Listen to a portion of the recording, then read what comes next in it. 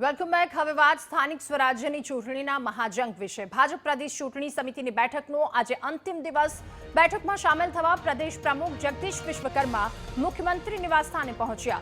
મુખ્યમંત્રી ભૂપેન્દ્ર પટેલની અધ્યક્ષતામાં ઉમેદવારો અંગે ચર્ચા શરૂ કરી દેવામાં આવી છે. નાયબ મુખ્યમંત્રી હર્ષ સંઘવી ચૂંટણી સમિતિના સભ્યો પણ બેઠકમાં સામેલ છે. પ્રદેશના આગેવાનોની બેઠકમાં અંતિમ નિર્ણય લેવામાં આવશે. તો આજે તબક્કાવાર ઉમેદવારોના નામની જાહેરાત પણ થશે. તો ભાજપની આ છેલ્લી ચૂંટણી સમિતિની બેઠક, જો કે 2 દિવસથી આ બેઠકોનો ધમધમાટ યથાવત છે. વધુ માહિતી મેળવીશું. સંવાદદાતા મેહુલ આપણી સાથે ફોનલાઈન પર જોડાયા છે. મેહુલ, આજે ઉમેદવારોના નામની જાહેરાત કરવામાં આવશે. આજે અંતિમ દિવસ બેઠકનો.